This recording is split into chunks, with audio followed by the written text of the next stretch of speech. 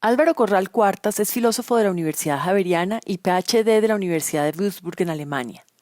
Estuvo vinculado como directivo académico en la Universidad de Bogotá Jorge Tadeo Lozano entre 1996 y 2016. Desde hace muchos años es profesor universitario, miembro de sociedades académicas y autor de varias publicaciones en diferentes áreas de las humanidades. Fe de Ratas. La serie de conversatorios que se presentan a continuación fueron encuentros realizados de manera virtual durante la pandemia del COVID-19 que afectó los encuentros reales de las personas.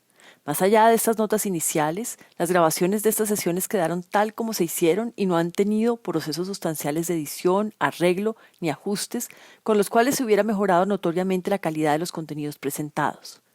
Por esta razón, el autor se excusa de antemano por los errores que pudieron haberse cometido, en particular aquellos relacionados con la digitación en algunas de las imágenes.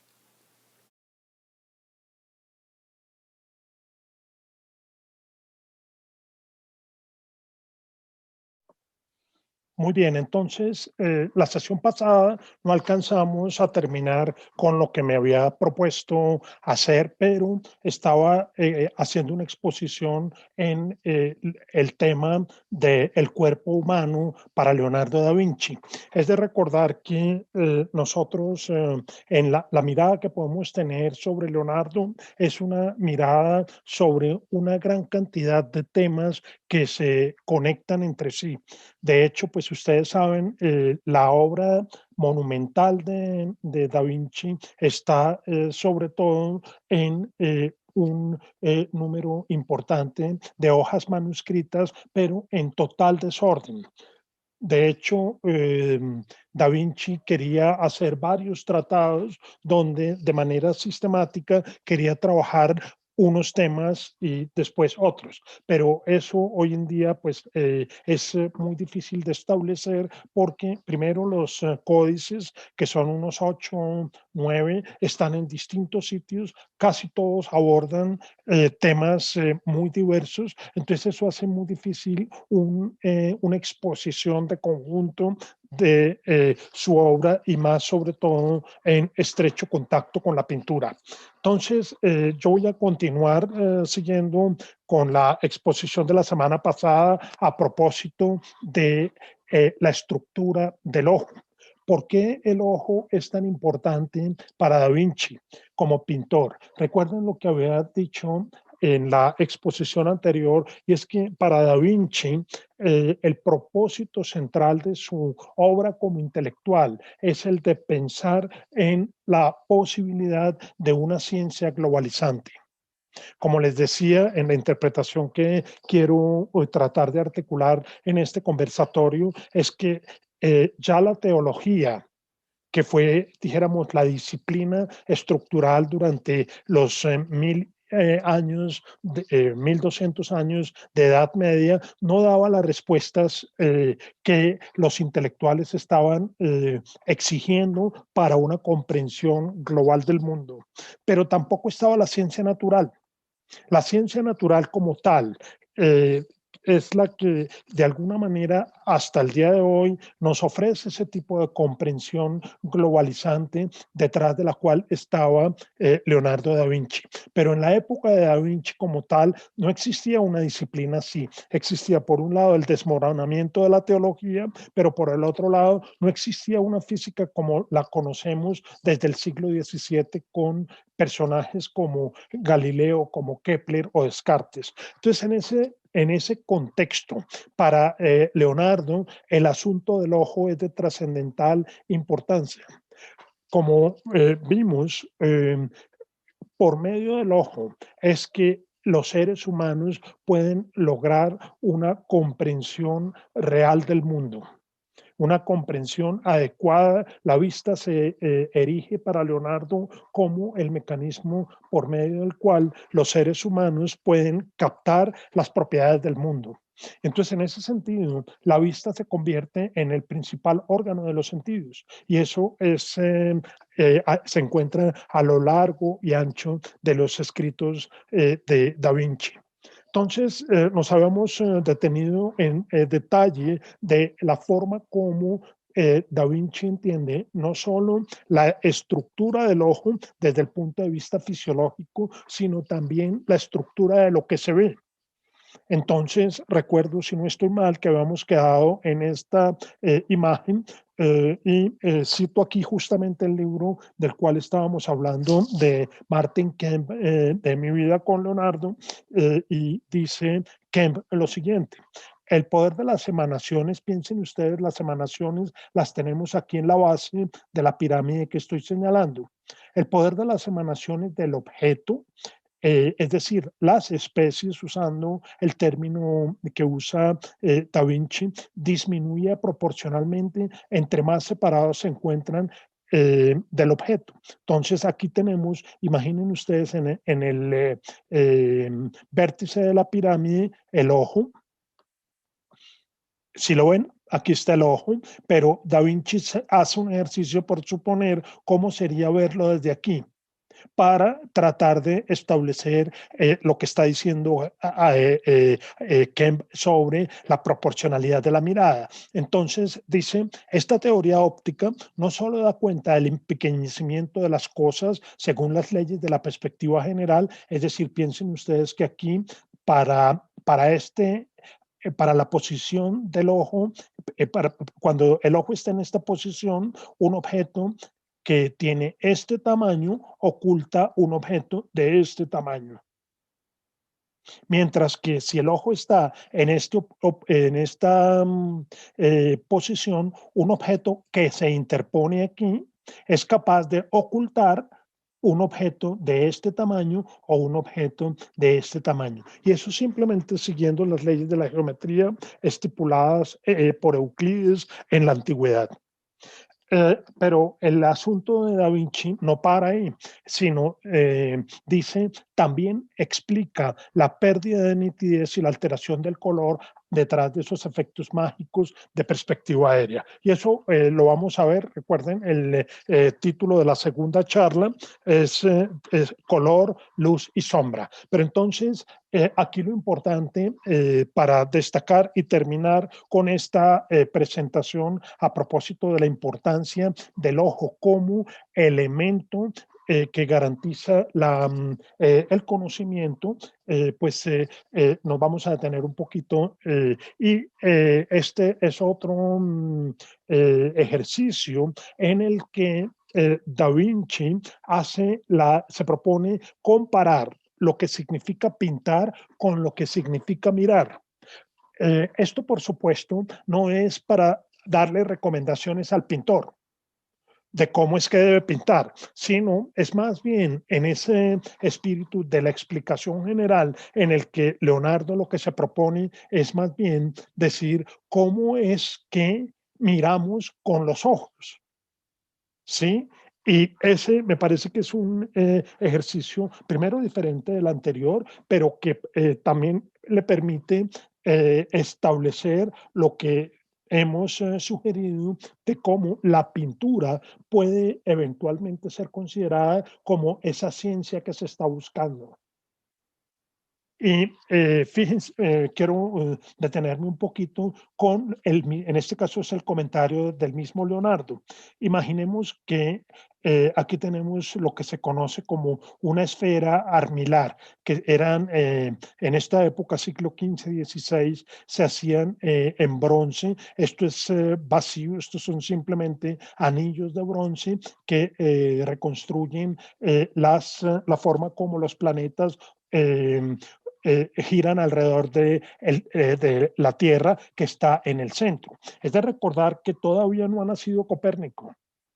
Todavía no tenemos un modelo heliocéntrico como el que tenemos hoy. Leonardo vive, como les decía, en un mundo geocéntrico. Bien, entonces dice, supongamos que un pintor quiere pintar esto, pero no para hacerle recomendaciones de cómo es que se debe pintar, sino para tratar de explicar cómo es que el ojo recibe las especies. En este caso, supongamos que una especie es la esfera armilar. Entonces, ¿cómo es que el ojo ve la esfera armilar? Entonces dice, supongamos que el ojo es como esta lámina es un vidrio. Supongamos que el ojo es algo así como esta lámina de vidrio al cual llega toda la información proveniente del objeto.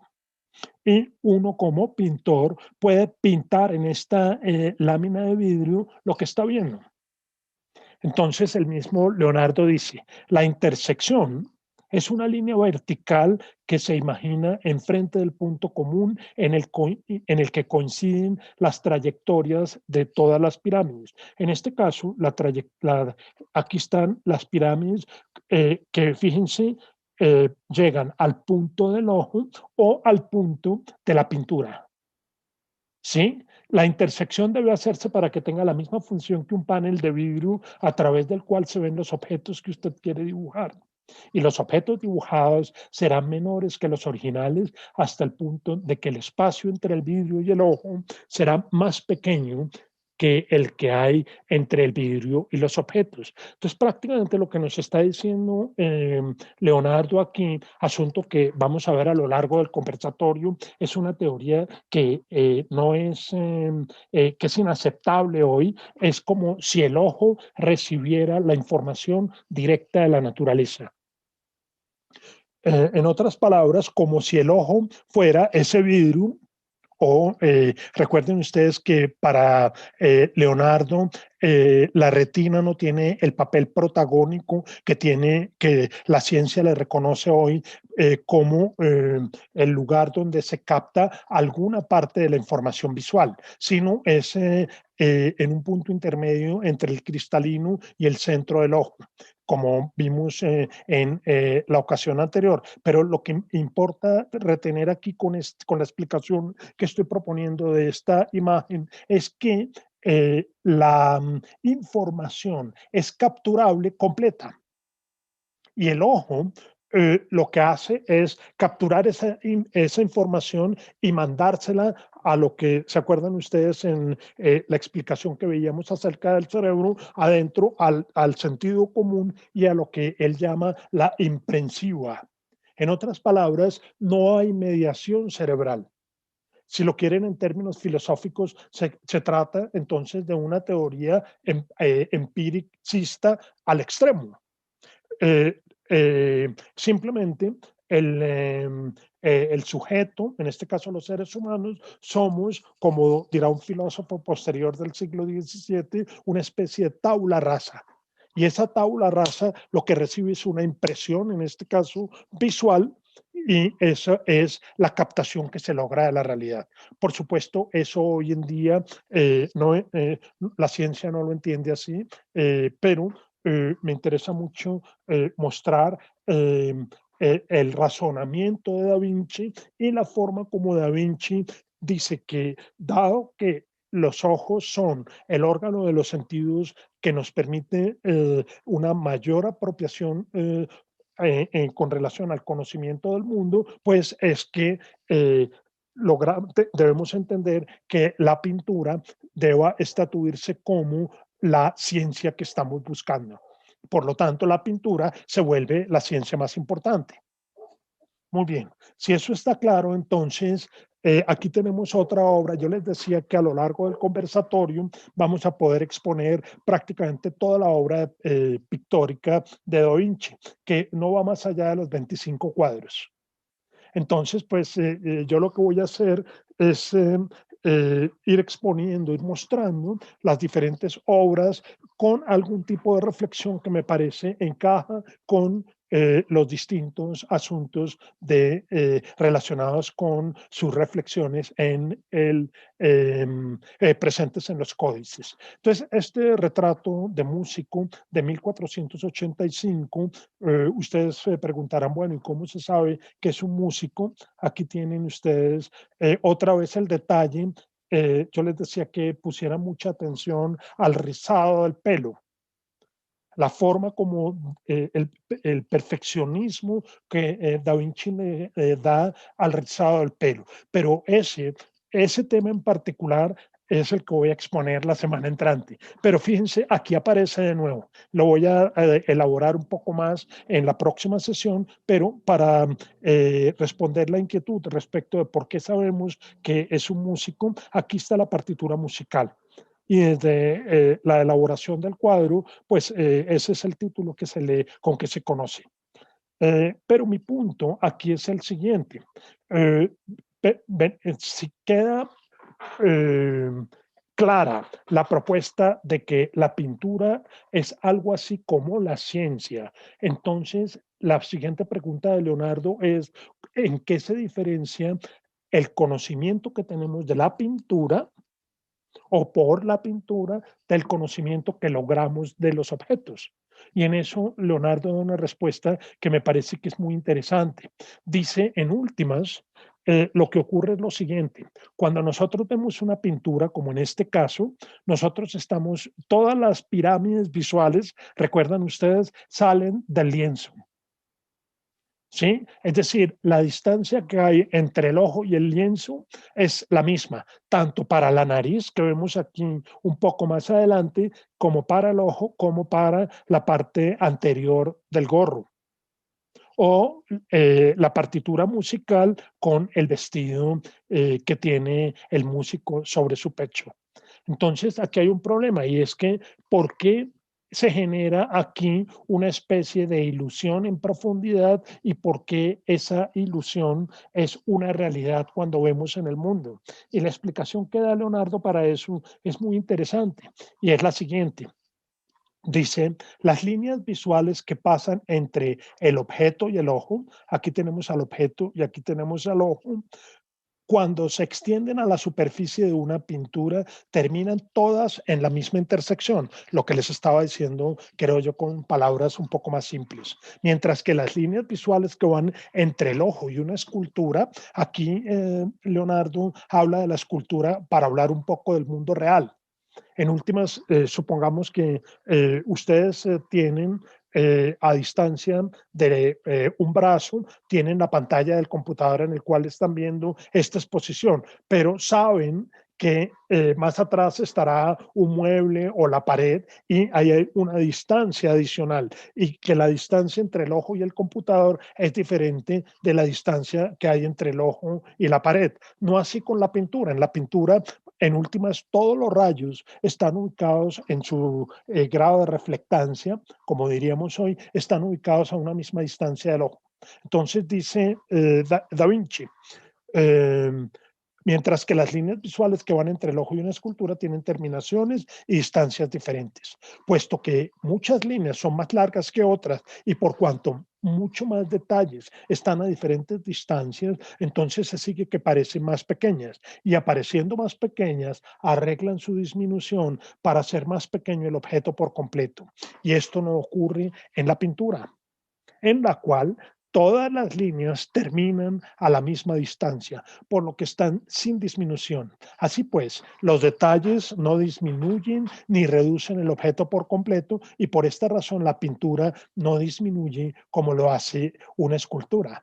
Esto es una reflexión muy interesante porque dice, eh, así como Da Vinci se propone estatuir la pintura como una ciencia, en últimas está diciendo, a pesar de toda esa ciencia, los seres humanos podemos establecer una distinción muy clara entre ver el mundo como es y ver una pintura. En otras palabras, lo que nosotros vemos en una pintura es gracias a la perspectiva tanto artificial como aérea, como lo vamos a ver más adelante, es una ilusión, ¿no? Y es una ilusión que se hace en arreglo a las leyes de la naturaleza que son para Da Vinci las mismas que regulan la estructura y el funcionamiento, en este caso, de los ojos. Entonces, aquí tenemos otro caso, este retrato de Dama la Bella Ferronier eh, es una de las amantes de Ludovico el Moro, fue el patrón de Da Vinci en los años en que estuvo en Milán. He traído también esta pintura a colación por varias razones. Una de ellas, la ilusión de profundidad que en este caso logra Da Vinci pintando una especie de marco dentro del cuadro, que es lo que vemos, o una especie, una niña mirando a través de una ventana. Y el otro comentario que quería hacer, que viene más adelante también, respecto de pues el interés que vamos a ver más adelante del manejo de los colores. Es decir, para Leonardo, eh, la presencia del blanco es en últimas lo que le permite al cuadro salir de la oscuridad. Y eso es lo que vemos aquí. Si ustedes se dan cuenta, ese negro profundo del interior de la habitación se matiza con el blanco en el que emerge la figura femenina que está pintada aquí, que no es una de las amantes de Ludovico Sforza, Ludovico el Moro, y sobre eso vamos a hablar un poco más adelante, pero con esto entonces cierro lo que quería contar respecto de el ojo y la mirada para detenerme un poco en algunas observaciones de carácter anatómico que son interesantes para entender a Leonardo como pensador. Y también contar un poco el contexto en el que se hicieron estas observaciones. Lo que voy a leer a continuación es un texto que estaba en una carta que le dirige Leonardo a Ludovico Sforza, pidiéndole el favor de que le encomendaran hacer la cúpula para el Duomo de Milán. Ustedes saben, la Catedral de Milán fue prácticamente obra de primero los Visconti y luego los Sforza. Y en algún momento en la construcción se quiso añadirle una cúpula. Entonces Leonardo estaba muy interesado en hacer esa cúpula. Entonces fíjense la forma como Leonardo le plantea a Ludovico Sforza que él era el candidato perfecto, el ingeniero para hacer esa obra, es haciéndole una reflexión sobre la medicina. ¿Qué tiene eso que ver? Pues por analogía, lo que vamos a ver a continuación es que dice, una catedral es tan compleja como el cuerpo humano. Y entonces empiezo la cita. Dice Leonardo, es necesario que los doctores, que son los guardianes de los enfermos, entiendan qué es el hombre, qué es la vida y qué es la salud y cómo el equilibrio, la armonía de estos elementos la mantienen. Y cómo, de manera análoga, ellos pierden su armonía, se arruina y destruye. Quien quiera que tenga buen conocimiento de estas cosas mencionadas estará en mejor capacidad para sanar a los enfermos que aquel que carece de ellas. Entonces, fíjense que el problema de Leonardo no es únicamente un problema anatómico, o fisiológico, sino que es una cuestión mucho más integral. No traje aquí a colación el párrafo siguiente en el que Leonardo le dice a Ludovico Sforza que el cuerpo, que una catedral se parece entonces al cuerpo humano, porque pues eso ya se los acabo de contar. Pero lo que quiero como introducción a esas reflexiones que Leonardo hace sobre el cuerpo, que aquí solo me estoy deteniendo como en las más importantes y las más relevantes, tiene otra que pues también es muy interesante, que son estudios del acto sexual y del órgano sexual masculino. Traje esta lámina a consideración por una razón, y es que Leonardo pensaba, como va a ser un poco después, sobre todo en alguien como Descartes, que la forma de entender el cuerpo humano y el cuerpo de los animales tiene que ser la forma de una explicación tipo máquina. Entonces, pues eso ya lo hemos visto con algunas de las diapositivas, sobre todo la versión anterior, pero en este punto lo que Leonardo trata de explicar, lo vamos a ver con más detalle a continuación, es que tiene que haber una explicación causal entre lo que ocurre en el mundo y lo que ocurre dentro del cuerpo para posibilitar una determinada acción en el mundo. Entonces, en otros fragmentos, en esta descripción que, como les decía, son las reflexiones que explican lo que quiere hacer Leonardo, explicándolo de forma gráfica, dice, tiene que haber una conexión entre el cerebro y cada una de las partes del cuerpo. Todavía la noción de nervio no estaba claramente definida como lo va a estar después. Y también vamos a ver igual la función de la circulación. Eso era un asunto que todavía faltaban 150 años para ser descubierto.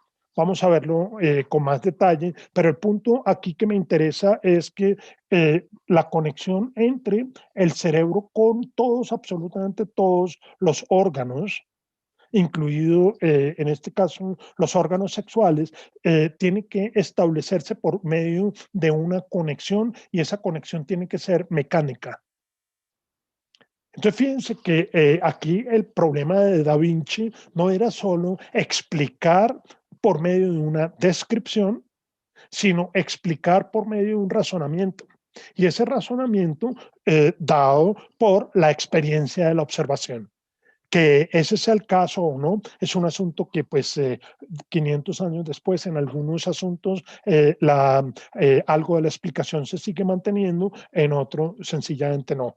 En este caso entonces Leonardo hace una conexión, no sé si ustedes alcanzan a distinguir la forma como Leonardo pretende conectar el cerebro con el órgano sexual masculino.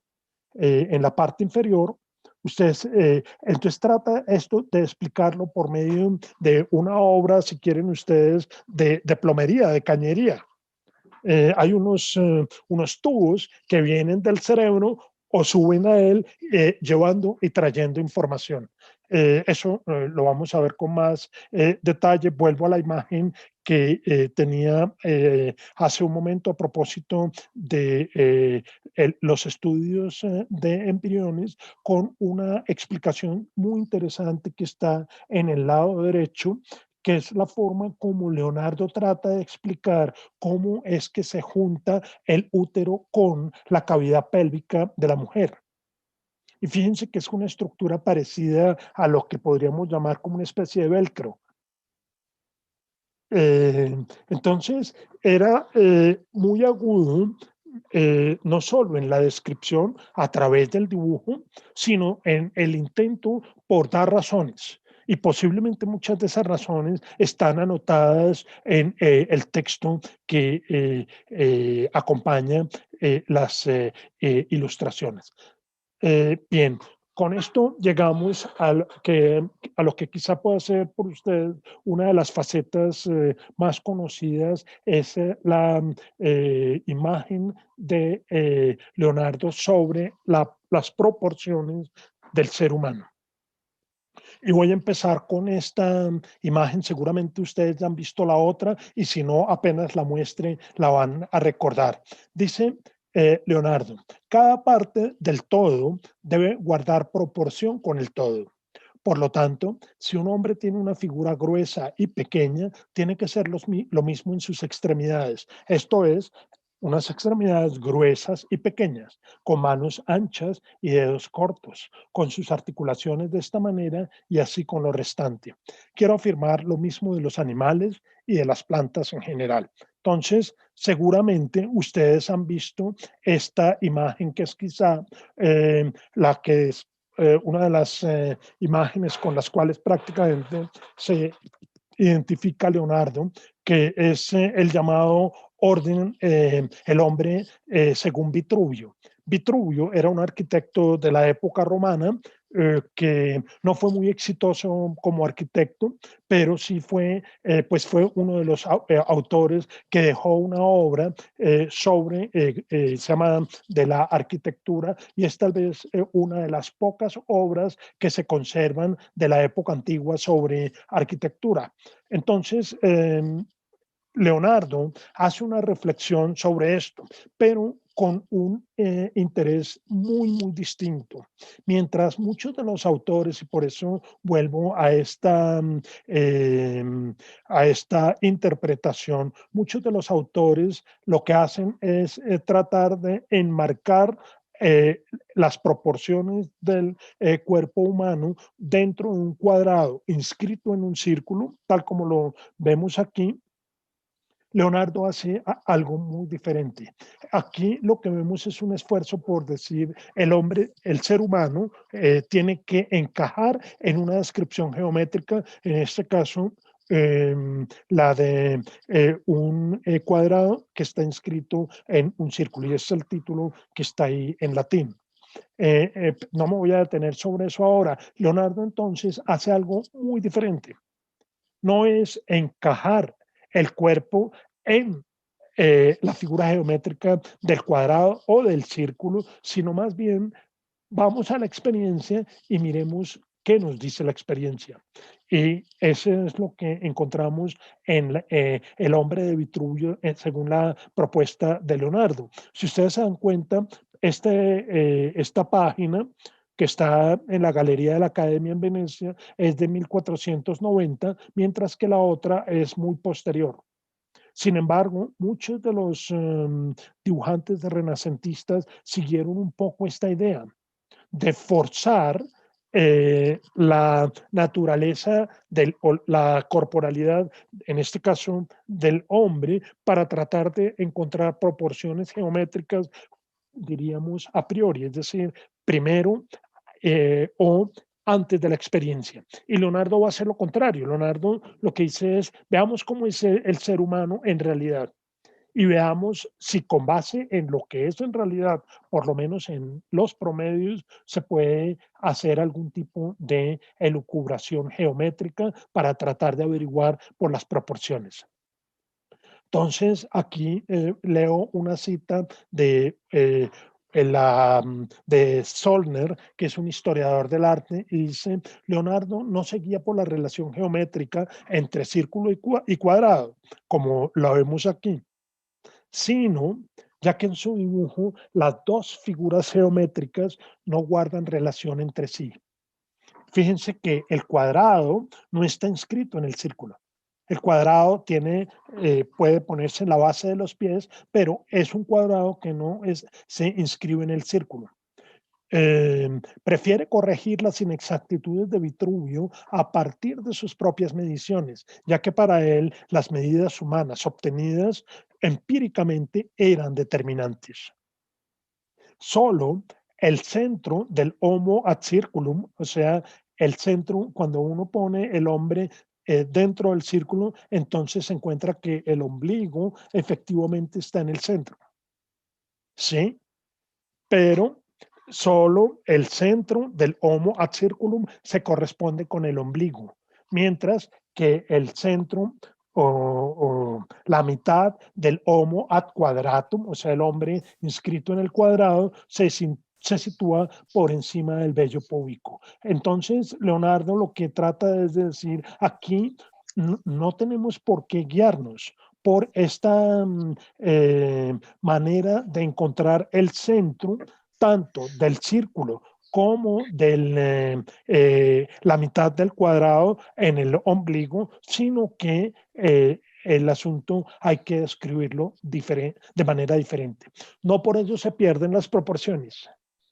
¿Sí? Entonces, fíjense que es muy fino el proceso de Da Vinci, porque no es ajustar el mundo a la geometría, sino más bien, dependiendo de lo que la experiencia nos enseñe, transformar o modificar algunas de las leyes geométricas. Y eso es lo que vemos en las proporciones del hombre según Vitruvio. Eso nos lleva entonces al asunto de lo que veíamos de las proporciones y aquí estas medidas, en últimas, lo que significa un cuarto, esa es la distancia de un brazo. un brazo florentino, prácticamente cada ciudad italiana tenía su medida, bueno, toda Europa. Ustedes saben, el sistema métrico decimal es una invención del siglo XIX, de puros inicios del siglo XIX. De hecho, fue Napoleón el que la impuso en Europa continental. En Inglaterra y el mundo anglosajón es otro tipo de medida también estandarizada, pero antes de la estandarización en el siglo XIX, prácticamente que cada ciudad tenía su unidad de medida, tanto para distancias como para pesos, como para lo que fuera. Pero el brazo florentino era más o menos unos 60 centímetros. Y aquí estamos viendo entonces las proporciones, quiere decir que si esto es un cuadrado, pues un brazo ocupa un cuarto. Entonces aquí tenemos un cuarto, aquí tenemos 2 cuartos y llegamos a la mitad, 3 cuartos y 4 cuartos. Entonces la extensión de los brazos extendidos es de 4 brazos y lo mismo la altura. Entonces la proporción inicial de la altura de una persona son 4 brazos de altura por 4 brazos de anchura con los brazos extendidos. Posiblemente esas no sean las dimensiones de un hombre, no sé si ustedes recuerdan el nadador Phelps, el que ganó en las Olimpiadas varias medallas de oro. Los brazos de Phelps creo que son exageradamente más largos que su altura. Si recuerdan, pero ese es un caso, como lo vamos a ver, las proporciones, como lo quiere establecer aquí Da Vinci, tienen que ver con 4 brazos de altura y 4 brazos de dedo a dedo extendidos. Bien, entonces, fíjense que aquí tenemos discriminadas las distancias. Entonces, vamos a ver que Leonardo, ustedes aquí lo tienen, aquí tienen ustedes la tabla de discriminación de proporciones, ¿sí? Que es básicamente lo que les estoy contando. Aquí, pues en un gráfico un poco más claro, muchas veces se ha dicho que la cabeza es otro mecanismo de medida, de tal manera que un sexto quiere decir que esa división se puede hacer en factor de 6 o en factor de 4. 4 cuartos o 6 sextos.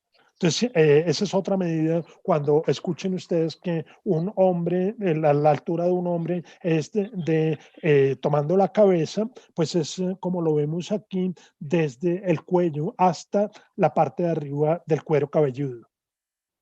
Y Leonardo va a ser muy específico, lo vamos a ver a continuación, incluso con las proporciones de cada miembro de los brazos, de las manos, de la cara, y no solo en términos de proporcionalidad, sino también en términos de iluminación, como lo vamos a ver más adelante. Este es otra pintura menos conocida, otro dibujo menos conocido de Leonardo sobre el hombre de Vitruvio, pero igual tenemos la cuestión que veíamos de que el cuadrado no es un cuadrado que está inscrito en el círculo. Entonces, esto es muy interesante porque a diferencia de lo que vimos en el hombre de Cesariano, aquí, que eso es típico de la mentalidad medieval, es seguir la norma independientemente de si se ajusta o no a la realidad. Entonces, prácticamente que aquí vemos unos pies tremendamente desproporcionados. Son unos pies enormes, unas manos enormes. Entonces, desde esta perspectiva, pues la conclusión sería peor para la realidad. Y aquí lo que vemos es todo lo contrario. Leonardo está diciendo es, veamos qué es lo que la experiencia nos muestra en promedios. ¿No?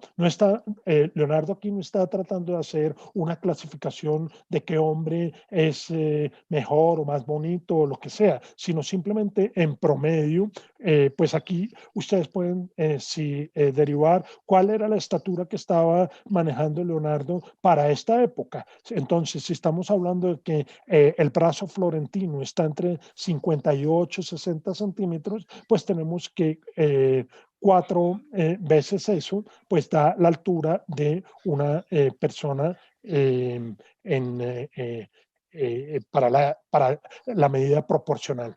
Y aquí lo que les decía entonces, tenemos el estudio de las proporciones de la cabeza, donde encontramos la forma como Leonardo trata de describir a partir de esos ejercicios promedio cuáles son las proporciones entre las diferentes partes. Y eso en el texto dice de la quijada al labio, del labio a la nariz, de la nariz al inicio de la frente, del inicio de la frente al inicio de la cabellera y la tapa de la cabeza.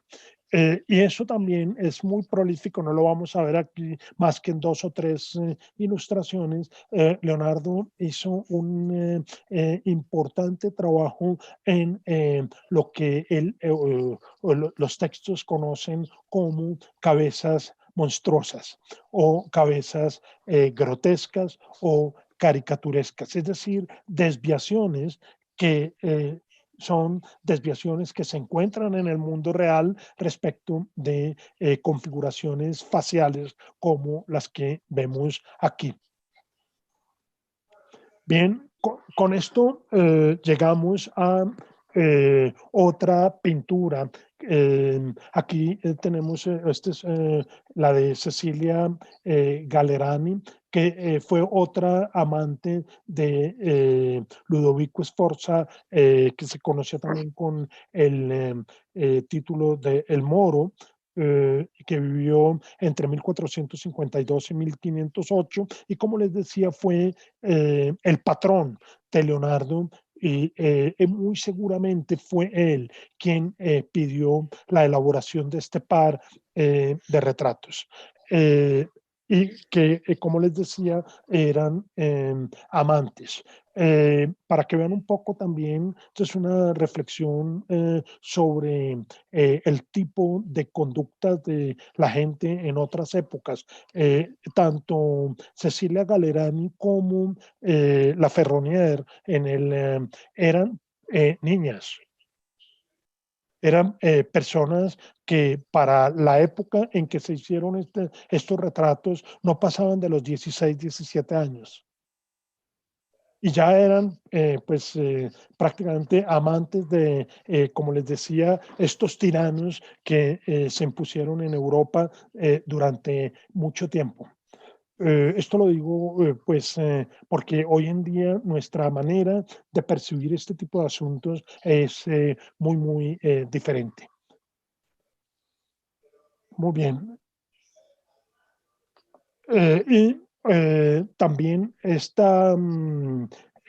par de pinturas está bien documentada en no solo las cartas con Ludovico Sforza, sino también la conexión entre esas cartas y la última cena a la cual nos vamos a referir dentro de 15 días en la última sesión del conversatorio. Es decir, Leonardo estaba, como les decía, en múltiples tareas a la vez. Como una anécdota, no recuerdo exactamente si fue en 1490 o 91, se casa Ludovico Sforza con Beatriz d'Este. Y el encargado de organizar la boda fue Leonardo. Entonces prácticamente, pues Leonardo era como el todero de Ludovico Sforza, ¿no? Si había que pintar, pues le tocaba pintar. Si tenía que ir a arreglar la iglesia X o Y, lo hacía y al mismo tiempo, y quizá exigiéndole más tiempo, tenía que proporcionarle diversión a el regente, en este caso Ludovico, con, por ejemplo, la organización del matrimonio. Bueno, eh, paso entonces a otro ejercicio muy importante en la anatomía de Leonardo, que tiene que ver con la forma de comprender los huesos, los tendones y toda la musculatura. Y acompañado en este caso con los bocetos, por eso traje aquí a colación el cuadro de Cecilia Galerani, porque quiero que se detengan en la forma como Leonardo pinta la mano. Y la forma como Leonardo pinta la mano está en directa relación con el conocimiento que tiene de la estructura de la mano, en sus huesos, en sus músculos, en sus tendones y en el estudio que vemos aquí de manos a la izquierda. Entonces, miren ustedes el detalle de la mano, donde prácticamente pues lo que está haciendo Leonardo es darle vida a una disposición estructural, en este caso de la mano humana.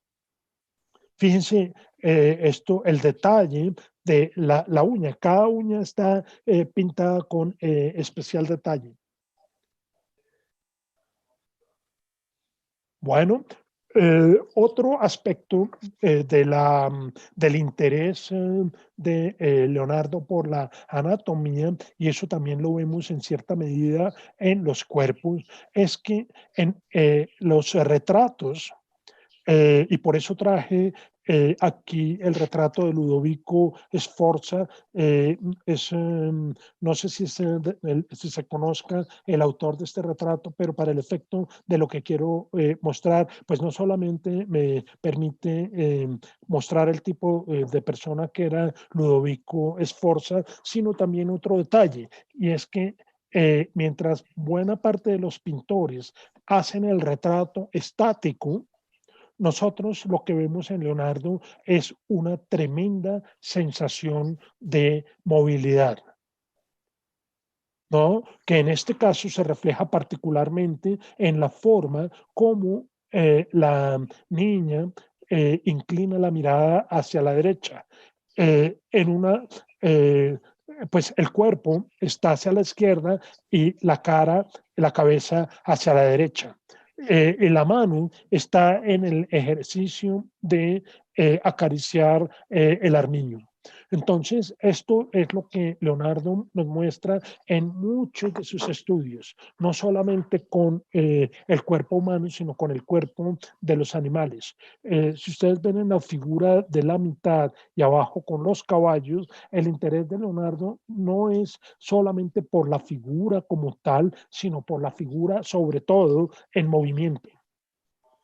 Piensen ustedes, por ejemplo, este señor que está aquí en la mitad posiblemente está tratando de golpear algo. Entonces, fíjense la forma como Leonardo hace la descripción en 4 escenas. ¿Sí? ¿Qué músculos se mueven y cómo el cuerpo responde para que ese movimiento sea posible? Entonces, con eso, los estudios anatómicos no son solo, como les decía antes, un ejercicio descriptivo, sino que también son un ejercicio en el que Leonardo trata de esbozar razones.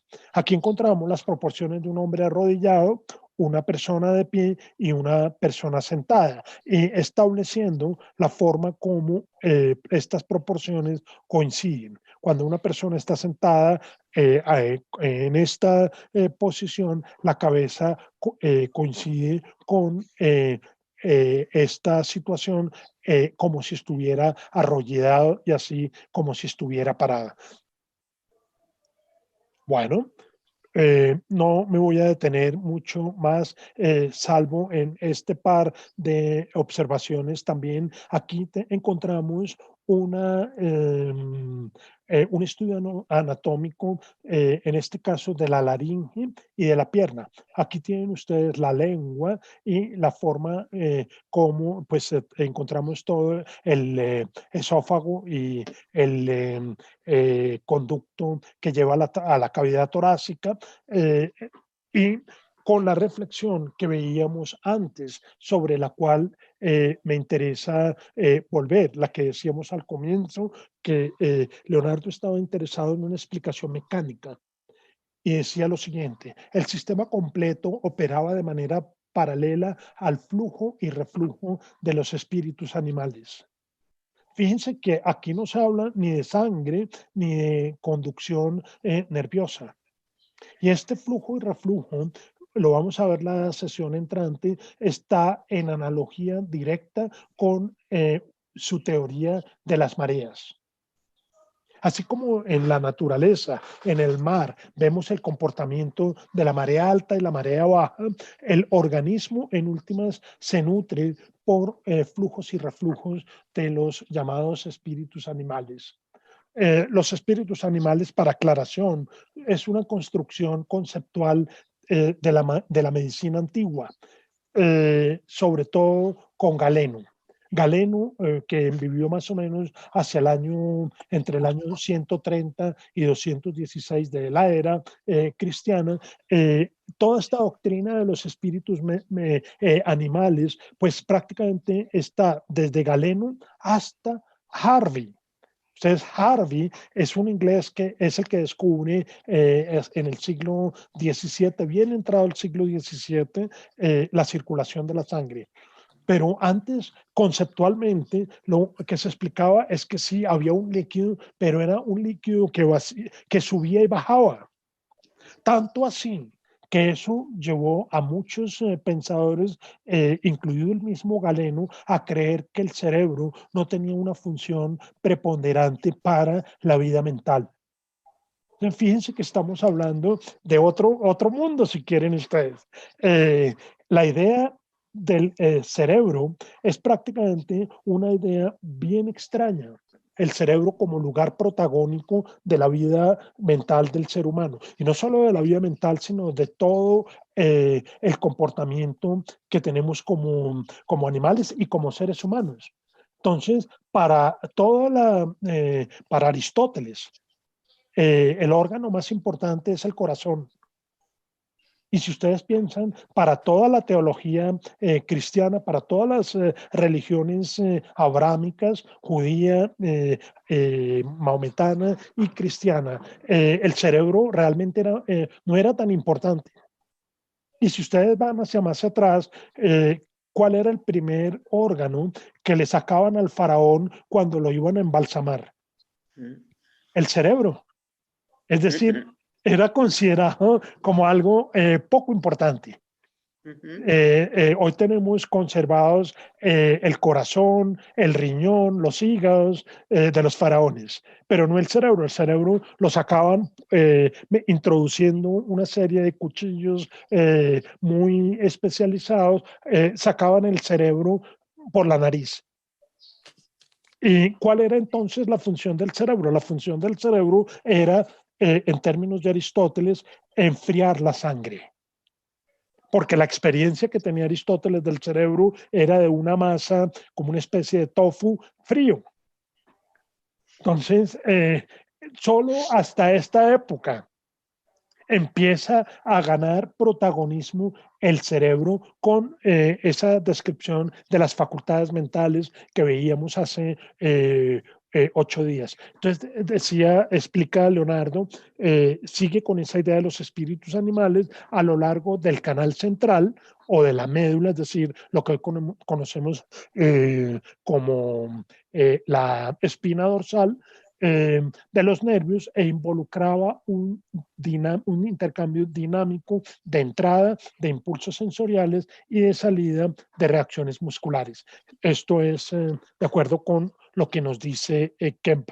Entonces, fíjense, en este caso, aquí está otra vez la lengua con la faringe en las descripciones que quiere hacer Leonardo para explicar el proceso de la fonación del lenguaje. Un dibujo del torso femenino, no me voy a detener mucho aquí, de los huesos, y termino lo que iba a ser la presentación de hace 8 días con estudios anatómicos del hombro, que son algo posteriores a lo que hemos visto antes, pero que se reflejan finamente en este cuadro que Leonardo no alcanzó a terminar, pero que sí dejó descrito, que es un San Jerónimo, y es tal vez la única obra de Leonardo en los museos vaticanos. Fíjense el detalle de la forma como huesos y músculos se encuentran en el San Jerónimo después de su proceso de ayuno en el desierto.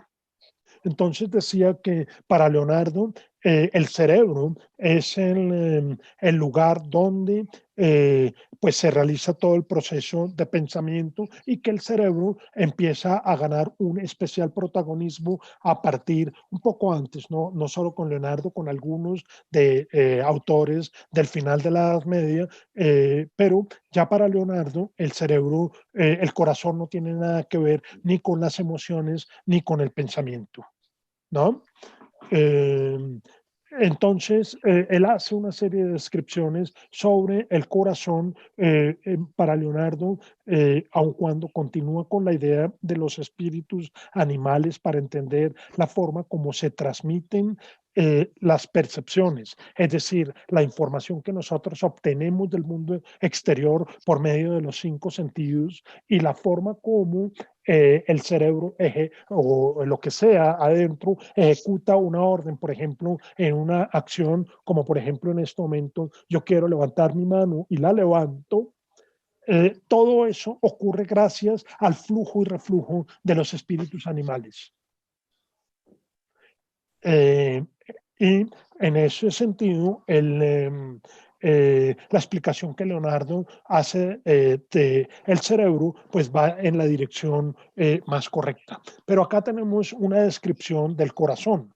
Y he traído esto a colación porque quiero que vean el detalle.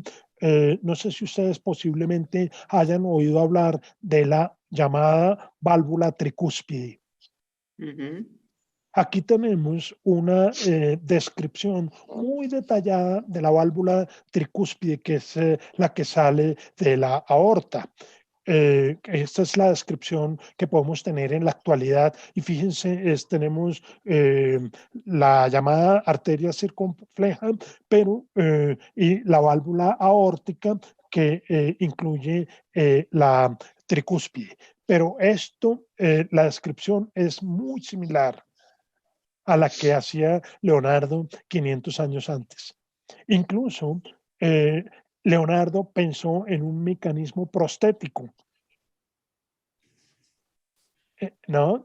Entonces fíjense que aquí tenemos una válvula tricúspide que le extiende la vida a muchísimas personas que han tenido problemas de corazón. Pues una válvula tricúspide artificial, como la que vemos en la mano de estas personas, pues cumple perfectamente con las funciones de evitar que la sangre se devuelva.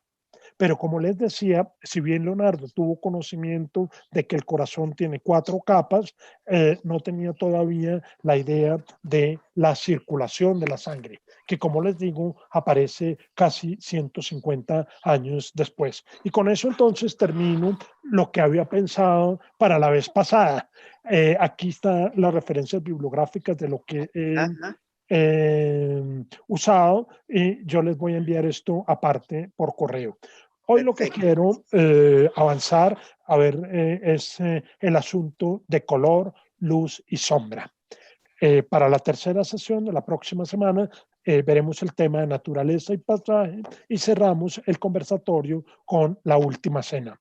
Me parece que uno de los cuadros en el que es posible discurrir de manera muy clara a propósito de este asunto de luz, color y sombra.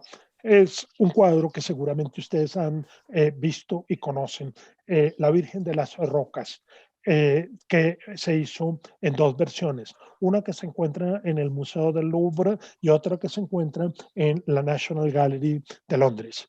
Pero además de eso, quiero seguir con el ejercicio de plantear reflexiones sobre lo que pues van, dijéramos, de manera paralela al desarrollo de Leonardo como pintor.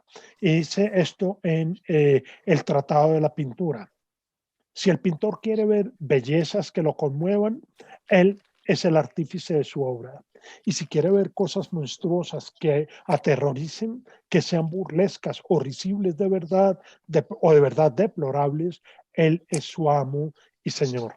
Esta reflexión la hago porque con Leonardo, y no solo con Leonardo, sino con muchos otros pintores, hay una tendencia muy numerosa por parte de historiadores del arte de querer identificar el cuadro con algún paisaje del mundo real.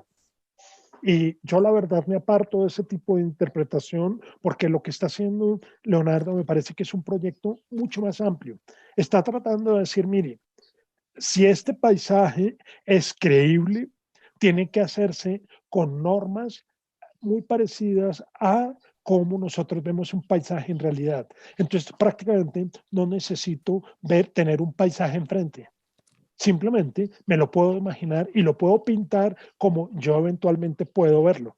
Esto puede ser un paisaje de los Alpes cerca de Milán, pero es vano el esfuerzo de un historiador por querer decir, mire, esto está en tal parte del lago de Como, o más arriba, en la parte del norte de Milán, en los Alpes. Aquí el ejercicio de Leonardo es un ejercicio con la forma de dar cuenta de la naturaleza, en este caso a través de las leyes de la naturaleza reflejadas en la pintura.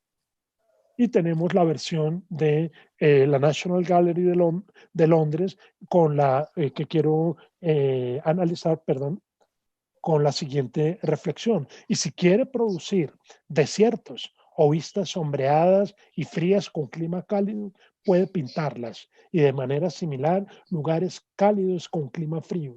Si quiere valles o quiere abrir grandes extensiones de tierra desde las cumbres de las altas montañas, y si quiere ver también el horizonte del mar, él es el amo de todo eso. O si quiere ver desde los valles planos, las altas montañas, las cumbres, o desde las montañas, los valles y las playas. Me parece que estas dos citas capturan muy bien lo que estamos viendo en este cuadro que tiene, como les digo, dos versiones. Voy a dejar el tema, el asunto iconográfico para el final de la charla, pero quiero concentrarme aquí, como les decía, en el asunto de color, luz y sombra, donde me interesa más mostrar cómo el artista, en este caso Leonardo, hace un esfuerzo monumental por decirnos, mire, si usted quiere ver un mar en una pintura, píntelo, usted es el que decide cómo lo pinta. Si usted quiere ver montañas, aquí tiene la forma de hacerlo. Entonces, miren ustedes lo que voy a hacer con el zoom. En la versión de París y en la versión de, no salió, en la versión de Londres, que me parece capta muy bien el ejercicio de lo que quiero mostrar aquí entonces con luz y sombra. Entonces, de una manera similar a lo que veíamos en el ejercicio anterior a propósito del ojo, también Leonardo se pone a la tarea de tratar de hacer una especie de geometría de los colores. Aquí, pues, vemos el gradi de groseza. Ahí tenemos ya, he invertido la escritura de Leonardo y la he puesto al derecho para que vean que Leonardo escribe claro. Y si supiéramos italiano, pues aquí están los grados pues de intensidad. Entonces dice, supongamos que A, aquí está el ojo, que A es el ojo. H, cualquier color que usted quiera poner en un intervalo de distancia entre el ojo y 4 grados de densidad. ¿Sí? Aquí 1, 2, 4. Supongamos que queremos hacerlo con el azul. Entonces dice, pero por cuanto el segundo intervalo de arriba, A, M, aquí está M, N, L, tiene la mitad menos de aire conteniéndolo con el mismo color, entonces es necesario que tal color sea el doble de diluido como lo era el primero. Entonces fíjense que aquí está tratando de dar una explicación geométrica a lo que nos muestra en la pintura. La distancia, por supuesto, aquí no tenemos noción de cuál es la distancia, pero sí podemos pensar en el alejamiento como la razón de ser del diluido del color. Entonces vemos que este cerro que está al fondo de la pintura es mucho de un azul mucho más profundo que el que está en la mitad. Y si quieren ustedes, si estas, las que están detrás acá son otras montañas, pues estas montañas prácticamente son de color blanco. Entonces es necesario que el color sea el doble de diluido como lo era el primero. Por lo tanto, si lo ponemos en dos intervalos, AF aquí está, y FG, de aquí a acá, lejos del ojo, ese será el color G.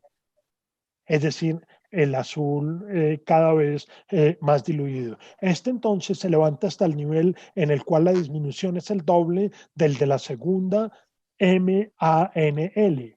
Entonces aquí tenemos MNAL, es decir, al nivel de O, M, aquí está O, M, PN. Es decir, será necesario que esté ubicada a una determinada altura y se encuentre a una distancia del ojo en la línea AE, acá, la cual puede mostrarse que tiene una densidad del aire que el de la distancia AG. Toda esa explicación que pues puede ser un poquito, llevar algún tipo de confusión, en últimas nos resulta tremendamente clara cuando vemos el esfuerzo aquí o cuando estamos viendo un paisaje.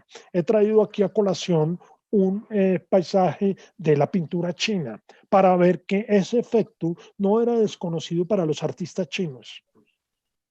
Ignoro si alguno de estos pintores chinos hubiese realizado alguna reflexión sobre lo que entendemos aquí como la disolución del color a medida que se da el alejamiento o en este caso particular a medida que, como lo vemos aquí también, encontramos que la parte alta de las montañas a veces es más oscura que la parte baja de las montañas. Y eso tiene que ver con una razón que la que nos da Da Vinci, es que eso tiene que ver con lo raro del aire. A medida que el aire se hace más raro, entonces para Leonardo el color tiende a ser más eh, eh, eh, menos diluido, como lo vemos aquí en la altura de este cerro. ¿Sí? Eh, Sin embargo, estas reflexiones que hace Leonardo, no, como les decía, no son del todo las que se maneja hoy en día.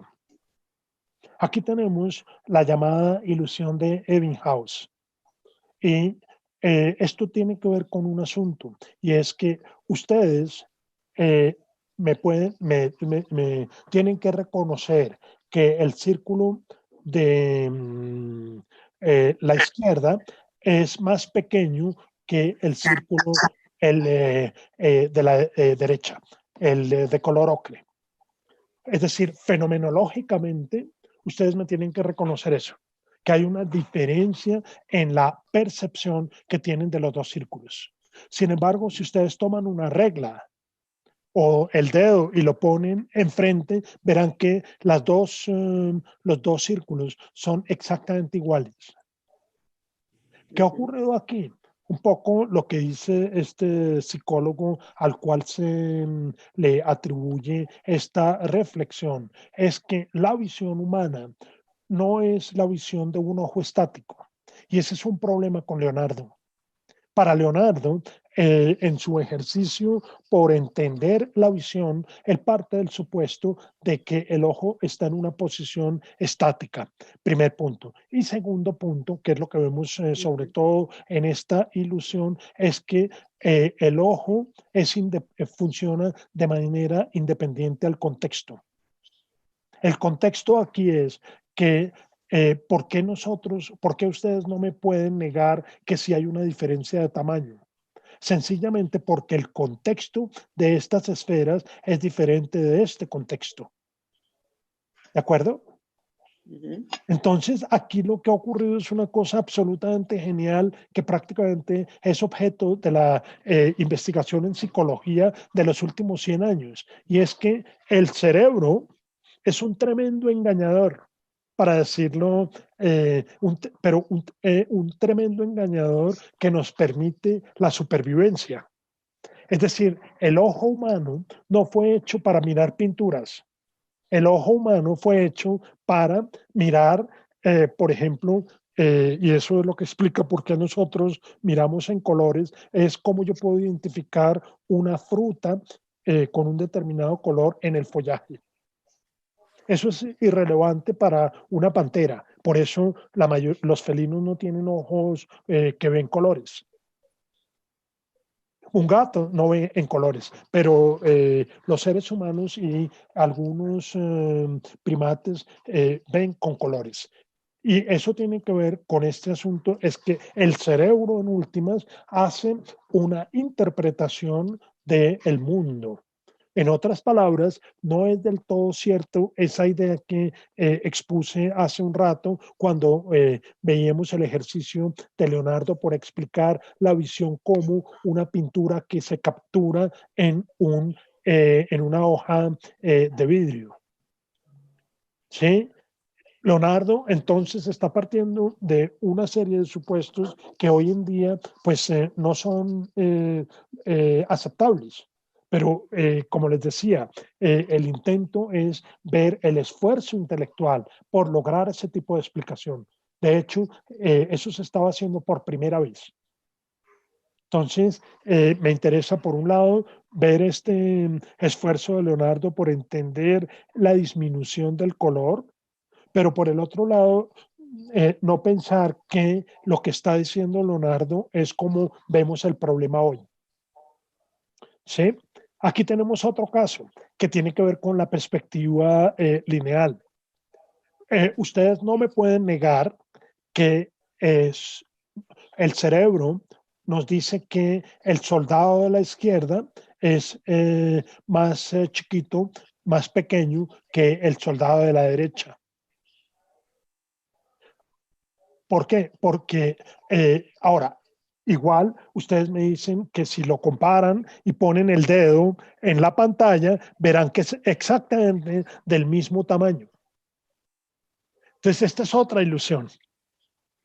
Y es una ilusión a la inversa de la ilusión de la perspectiva. Así como nosotros aquí nos en nuestro cerebro nos pone la ilusión de ver al fondo más lejano un valle muy hermoso con un lago y unas montañas.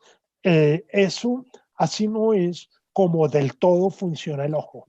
En otras palabras, el ojo humano, con lo que sabemos hoy, pues es sensible al contexto. Y aquí lo tenemos en la explicación muy abstracta, pero el ejemplo podría hacerse con algo concreto. Es decir, nosotros aquí no podemos decir que vemos dos objetos iguales. Eso es algo que hacemos cuando nosotros ponemos el dedo o una regla y medimos. Pero nuestros ojos una y otra vez nos dicen son dos objetos distintos, o mejor, nuestro cerebro. Son dos objetos de distinto tamaño. Fenomenológicamente hablando, eso es tan innegable como la sensación de diferencia de tamaño aquí, a pesar de que sabemos que si medimos cada uno de los soldados, constatamos que son iguales. Entonces, con eso lo que quiero también es matizar a la luz de conocimientos contemporáneos qué limitaciones hay, en este caso, tanto con relación a la perspectiva artificial como con relación a la perspectiva aérea. Y aquí tenemos otro caso muy interesante.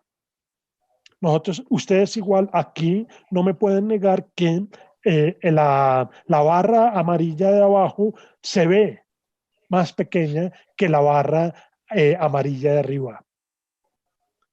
Pero sabemos, igual si ponemos el dedo en la pantalla o si lo medimos con una regla, que esos dos segmentos de barras amarillas son de exactamente el mismo tamaño.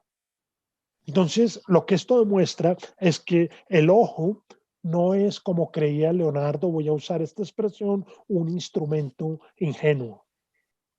El ojo, con el cerebro que procesa toda la información, es un tremendo organismo de interpretación del mundo real que está afuera. Y por el resultado mismo de la selección natural, pues hace que sea un ojo que nos sirva a cada uno de los organismos que tenemos ojos. ¿Sí? A nosotros para ver en colores, a los gatos para ver sin colores, etcétera, etcétera. Muy bien, aquí tenemos entonces otro asunto que he querido no explicar con los diagramas de Leonardo, sino con esta foto del Central Park de Nueva York, pero que recoge muy bien el asunto de la perspectiva aérea. Y nos dice Leonardo, cuando nosotros vemos una serie de edificios que están interpuestos por una pared, en este caso la pared es la línea de árboles. ¿Cómo es que nosotros establecemos la distancia? Entonces, la perspectiva aérea para Leonardo, ¿cómo sabemos que estos tres edificios no son parte de este mismo edificio, sino que entre este y este hay una distancia, y lo mismo entre cada uno de estos? Entonces dice, el objetivo de la perspectiva aérea es mostrar que cuando hay algo que nos bloquea la mirada, como puede ser, perdón, esta pared de árboles, entonces eh, el pintor puede hacer esa distinción tal como el ojo nos la ayuda a hacer cuando vemos este tipo de paisajes. Y aquí en esta foto, una foto del embalse San Rafael visto desde la calera, al fondo ven ustedes el valle de Sopó, tiene que ver con las reflexiones que hace Leonardo sobre lo que significa ver los montes desde arriba o ver, en este caso, ver los valles desde la parte alta de la montaña o ver, como en este caso, una foto de la Sierra Nevada, cómo es ver los montes desde el valle. Y él hace una reflexión que aquí he querido mostrar con fotos, y es que hay también una distancia que es la que permite no solo la disolución del color, eh, sino lo que estábamos viendo a propósito del enrarecimiento del aire. Por supuesto, Leonardo no sabía de que el aire fuera de tal o cual composición química, pero sí tenía la noción de enrarecimiento. Y dice lo siguiente, cuando aquí tenemos distintos, el punto de vista, o sea, el observador, el que haya tomado esta foto, pues establece una distancia hasta este monte que puede ser medida horizontalmente. Hay una distancia hasta este segundo monte, una distancia hasta el tercero, una cuarta distancia al cuarto y una quinta distancia a la cúspide de la Sierra Nevada de Santa Marta. Entonces dice Leonardo, si nosotros conocemos la distancia horizontal que hay de este sitio a este otro y conocemos la altura de cada una de estos 5 o 6 montes, nosotros podemos establecer la forma como los colores se diluyen no solo en la representación visual que tiene el ojo de esto, sino en la pintura. ¿Sí? Entonces, es muy interesante. Aquí no he traído los diagramas de Da Vinci. Me parece que usarlo con fotos puede ser incluso más interesante. Aquí, por ejemplo, pues no puse las distancias.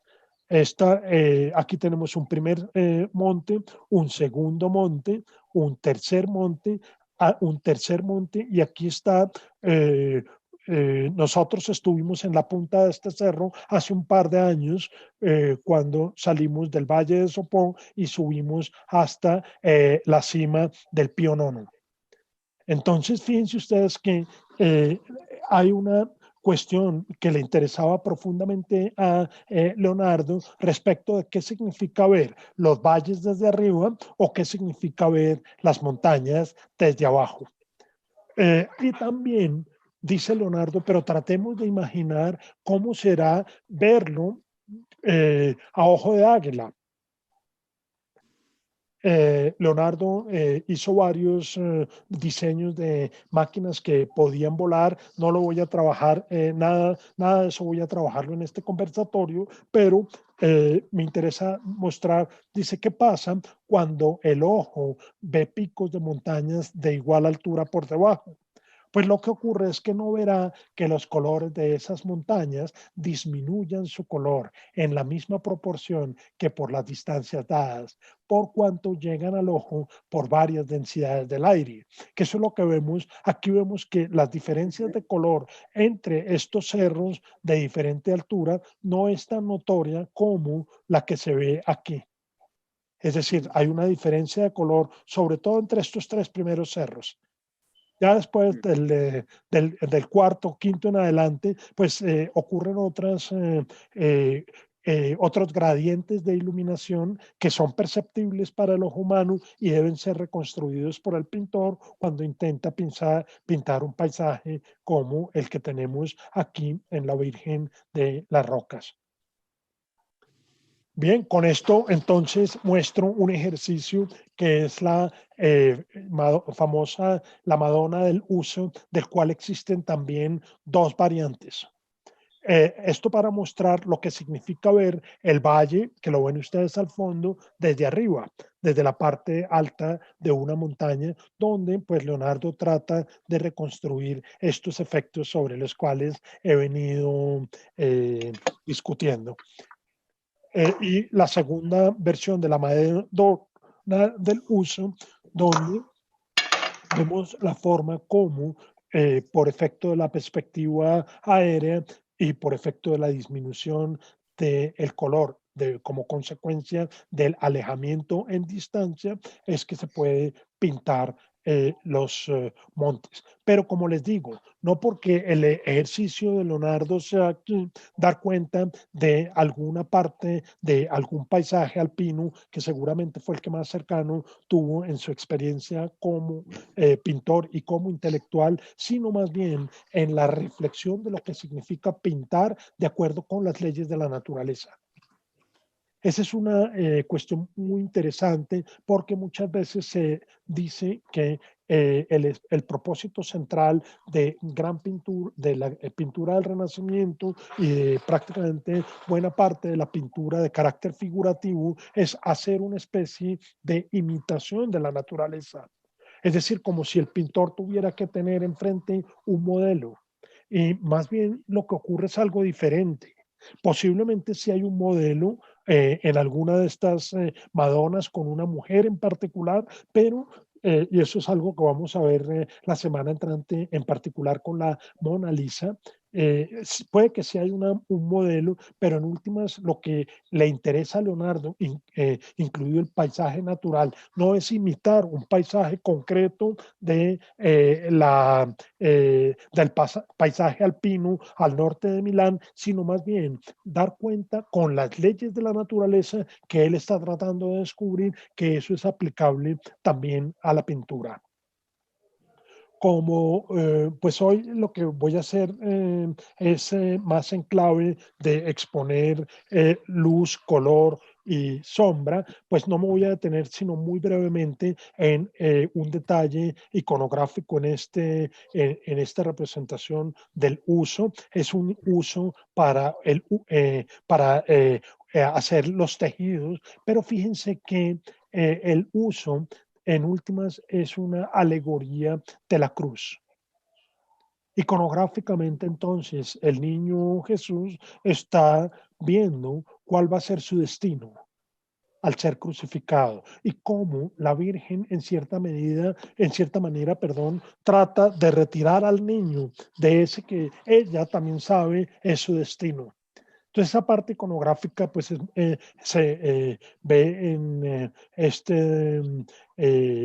este cuadro que pues no solamente es la combinación a propósito del paisaje, sino también la cuestión iconográfica, en este caso, que explica los movimientos del niño hacia la cruz como de la madre tratando de evitar el acercamiento. Y eso se ve en las reacciones corporales tanto de la Virgen como del niño.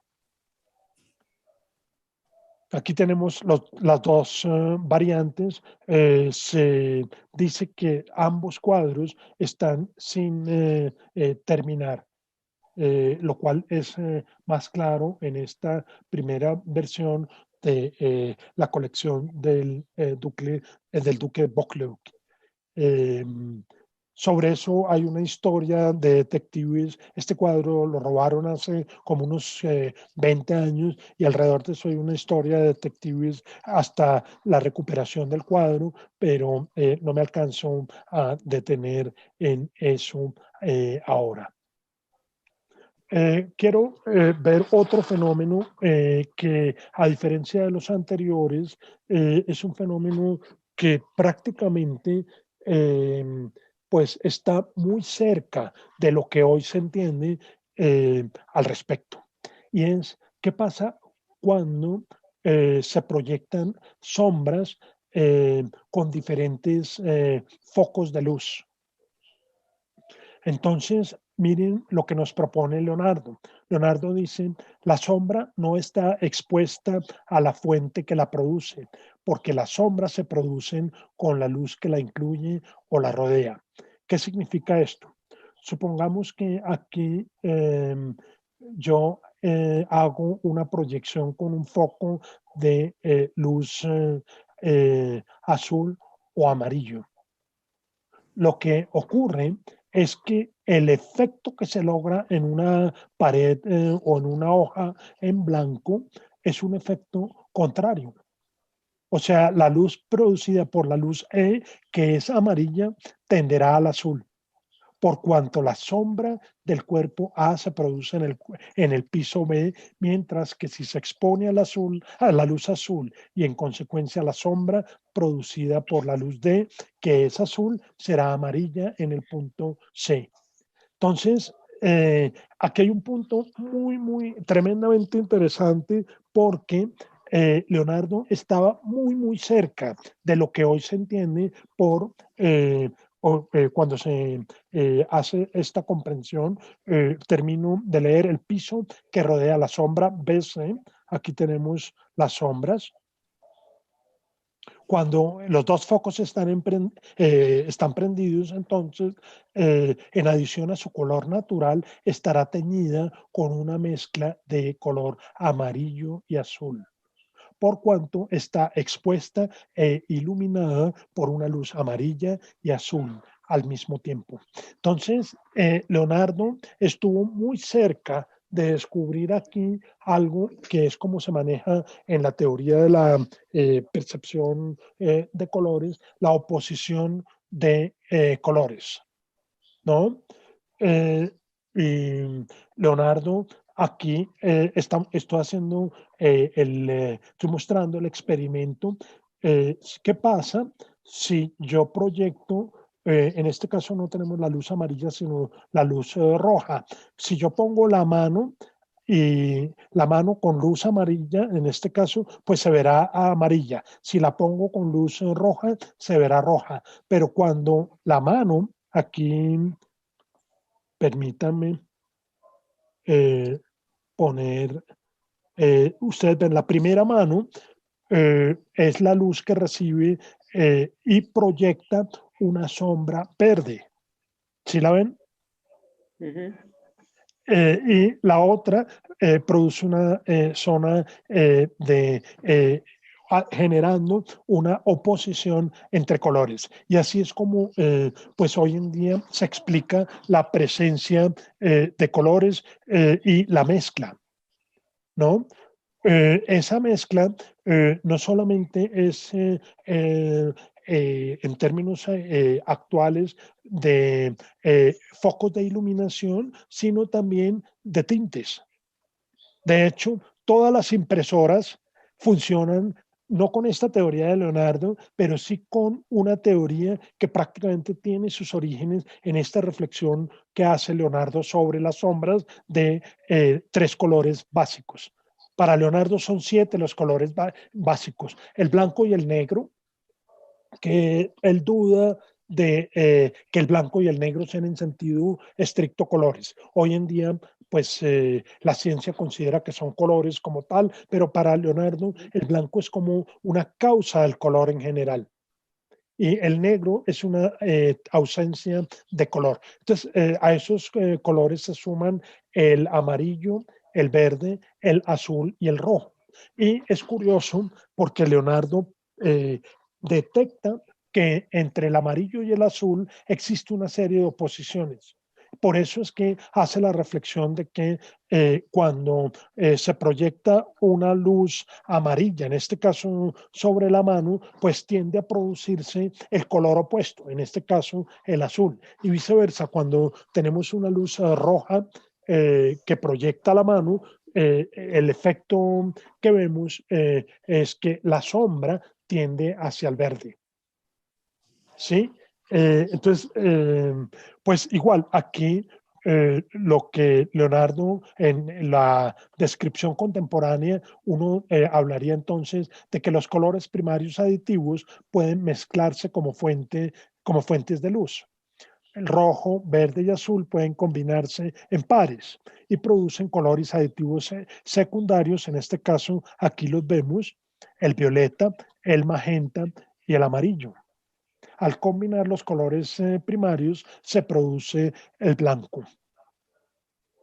Y viceversa, la cuestión sobre la cual reflexionaba Leonardo a partir de la configuración de las sombras. Y eso es prácticamente, si uno hace un árbol genealógico de las reflexiones que van de Leonardo a la ciencia de la impresión gráfica hoy, pues se encuentra una línea de continuidad muy interesante y pues que prácticamente retoma muchas de estas cuestiones planteadas por Leonardo hace 500 años. No así con otros aspectos como ya lo vimos en su momento, Ujú. ¿no? No me voy a detener aquí, que el otro punto que quería mencionar a propósito de los colores y algo que ya habíamos mencionado, tenemos entonces aquí la versión de París, la que se encuentra en el Louvre, y la versión de la Virgen de las Rocas en la National Gallery en Londres. Entre los historiadores del arte hay unas profundas discrepancias respecto de cuál de estos cuadros es el original, por decirlo de alguna manera. Y autores como Martin Kemp, y no sé si sea una cuestión por que el cuadro se encuentra en Londres, y es que esta es la versión posterior. Pero independiente de esa discusión, lo que me interesa mostrar acá es que Leonardo seguía con la doctrina antigua de los cuatro elementos. La doctrina de los elementos químicos es una doctrina que aparece al final del siglo XVIII. O sea, que hay oxígeno y hay hierro y los ciento y pico de elementos de la tabla periódica. Eso es algo que la química se va a demorar todavía unos buenos 250 años en mostrar. Aquí seguimos con el universo de los 4 elementos tal como era para los pensadores griegos. Lo que hay interesante, entonces esos 4 elementos son tierra, agua, aire, fuego y sol.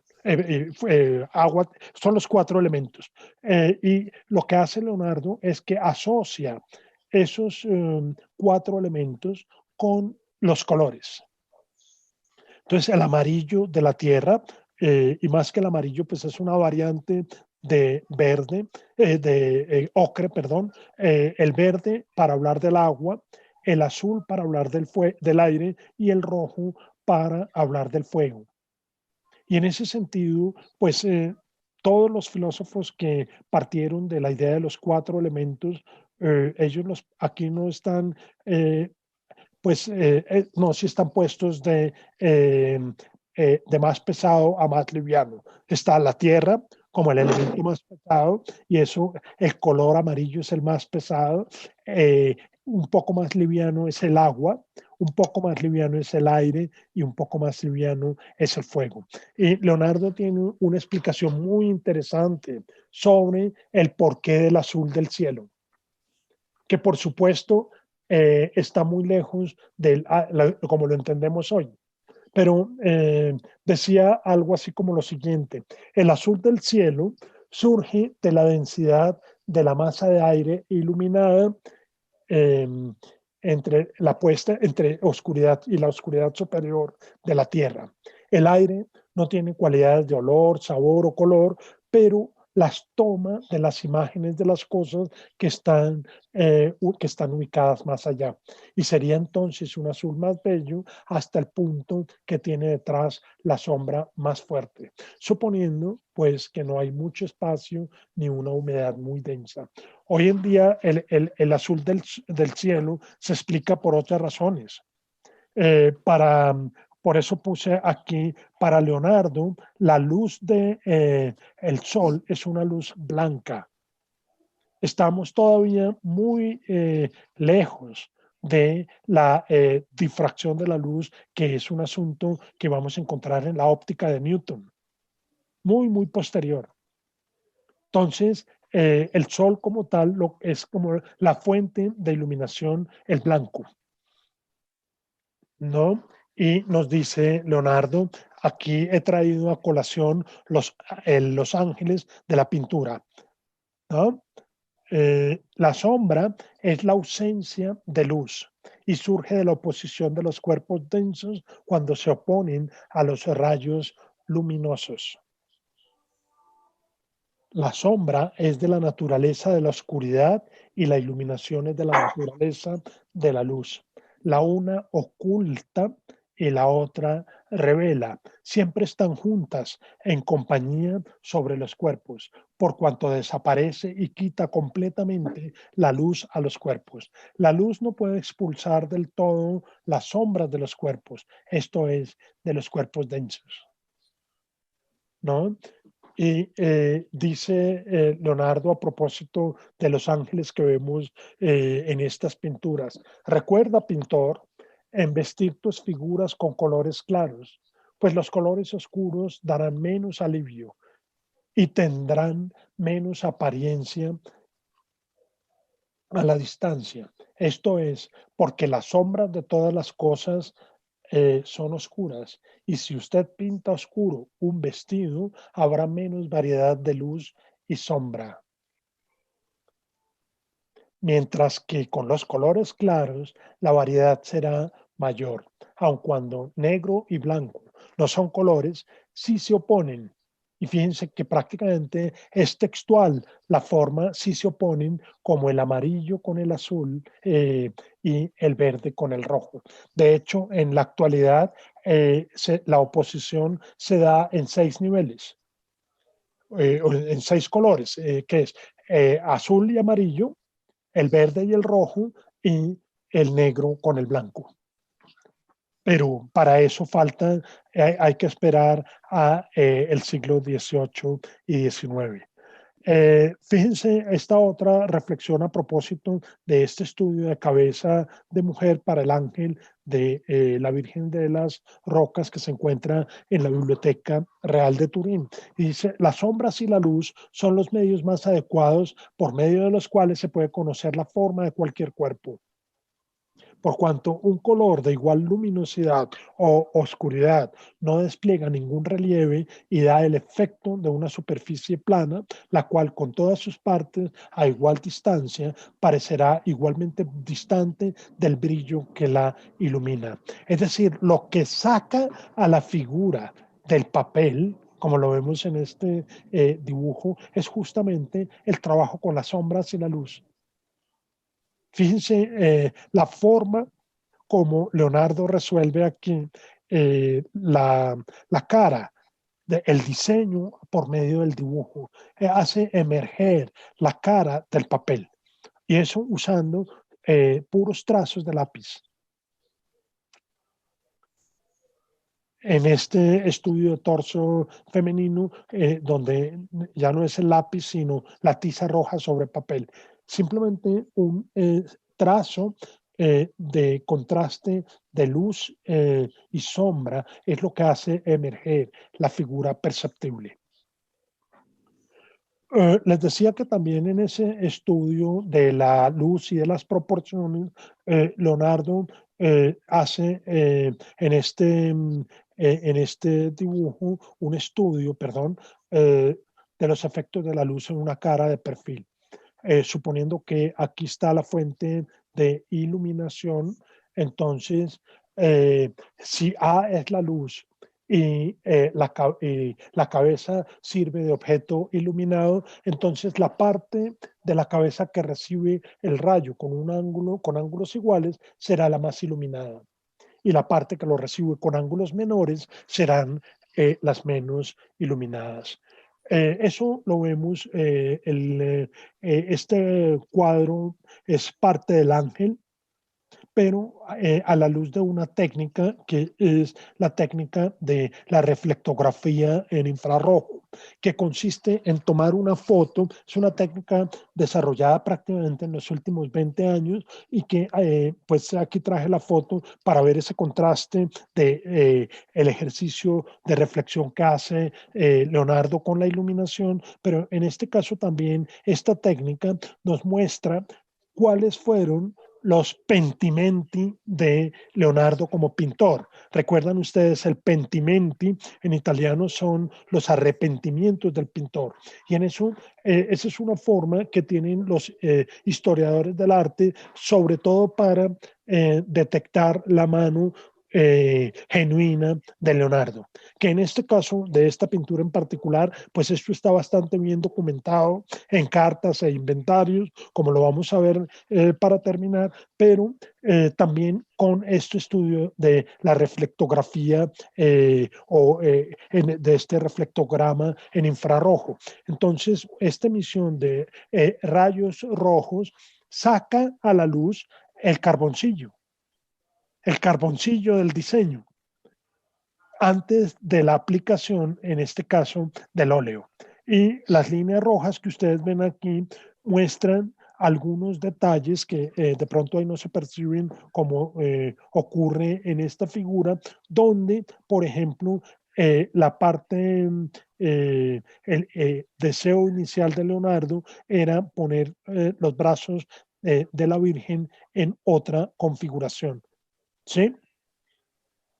Ujú. Entonces tenemos a la Virgen, este es el ángel Uriel. Ahora me voy a detener en los asuntos iconográficos, pero esta tecnología pues permite identificar con mayor precisión. En conversatorios anteriores me había referido al uso de los rayos X, pero esta es una tecnología mucho más avanzada.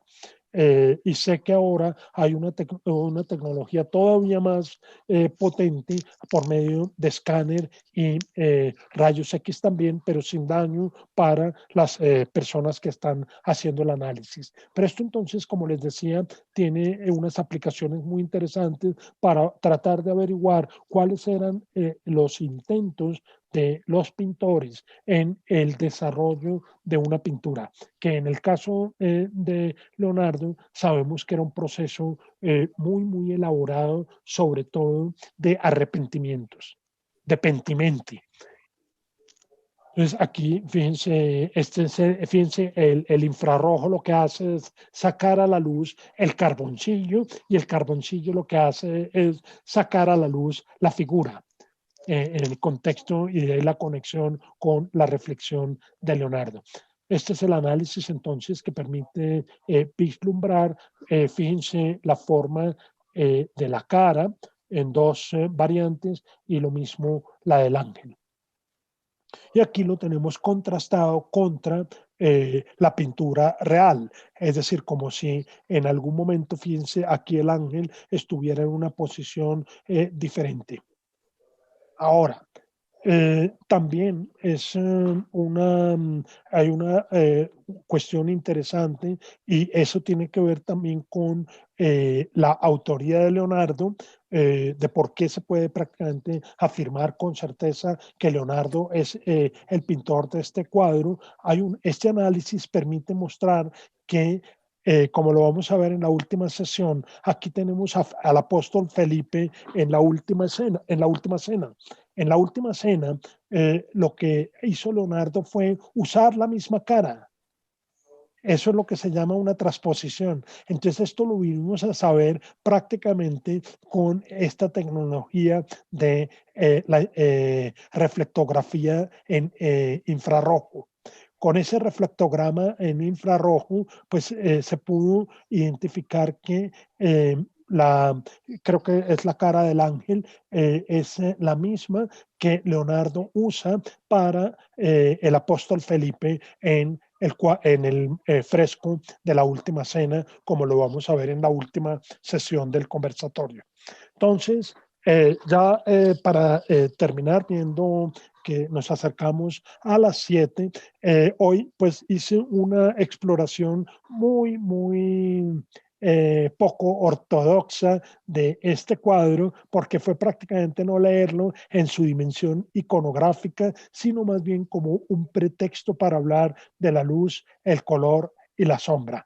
Entonces, quisiera terminar con una reflexión que es muy interesante también desde el punto de vista iconográfico. Resulta que es únicamente en los evangelios apócrifos, es decir, más allá de los cuatro evangelistas, donde se cuenta la historia de la Virgen y José huyendo a Egipto para escapar de la persecución que haría Herodes y de la matanza de los inocentes.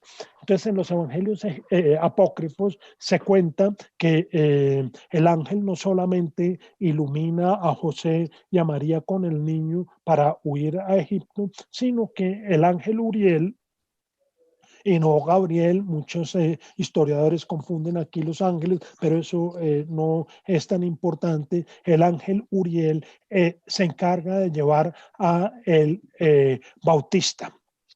Y es curioso porque aquí el Bautista es el que está al lado más cerca de la Virgen. ¿Por qué sabemos eso? Por la cruz del Bautista y por la bendición que le imparte el niño. Entonces, aquí el niño Jesús está en actitud de bendecir al Bautista y San Juan está arrodillado. Es como si los niños, los bebés, estuvieran ya asumiendo las funciones para las cuales iban a, estaban destinados. Entonces, fíjense, la Virgen tiene una mano protectora, la derecha, con la que protege a Juan Bautista, y la izquierda es una mano que está encima de el niño Jesús. Esa distancia, algunos autores, a mí no me parece que sea una interpretación muy adecuada, algunos autores ven en esta mano una especie de garra. Y yo lo hago de una manera, pienso más bien que es la mirada, es la mano de protección, pero sin embargo de una protección en la que es imposible zafar al niño del destino que va a tener como Cristo crucificado después en su edad adulta. Es decir, es el sentimiento maternal de la Virgen que sabe también cuál es el destino de su hijo y no puede hacer nada más que extender la mano como irradiando luz e iluminación. Y creo, el otro aspecto, les decía que esto está muy documentado en las cartas, es que la Virgen de las Rocas, cualquiera de las dos versiones, era un proyecto concertado con otro pintor que se llamaba Ambrogio de Predis y Leonardo para decorar prácticamente el altar principal de la iglesia de la Inmaculada Concepción, la iglesia de San Francisco en Milán, una iglesia que fue destruida, fue en el siglo XVII-XVIII para la confraternidad de la Inmaculada Concepción. Esta confraternidad prácticamente no le quiso pagar a Leonardo lo que estaba cobrando o lo que habían acordado pagar por el cuadro. Entonces Leonardo resuelve vendérselo a Ludovico Sforza, pero después lo que hace Ludovico Sforza es que le devuelve el cuadro a la iglesia. Y hay toda una serie de explicaciones al respecto de por qué quiso hacer eso, pero el punto interesante es que está documentado que prácticamente los curas no le pagaron a Leonardo el valor que pretendía, pues el valor que habían acordado por la realización de la pintura. Y aquí están las imágenes de los dos ángeles que también se encuentran en la National Gallery en Londres. Y vuelvo entonces ya para finalizar con la exposición final de este bellísimo cuadro en sus dos variantes. Con eso entonces termino lo que me había propuesto hacer hoy a propósito de luz y sombra y quería preguntarles si hay preguntas, si hay dudas, inquietudes, objeciones. No, objeciones no, Álvaro. Solo estaba pensando que tal vez estos objetos de estudio que hemos hecho ahora respecto de la obra de Leonardo, tal vez sean anticipaciones de lo que fue la ciencia posterior. Yo veía ese grabado o ese dibujo que había hecho sobre la parte anatómica y sobre todo en la inervación, digamos, nerviosa o la relación entre el sistema nervioso y los órganos del cuerpo, y es como una anticipación del sistema parasimpático, que 2 siglos después en realidad se ponía en estudio científico, ¿no? Y se explicaba.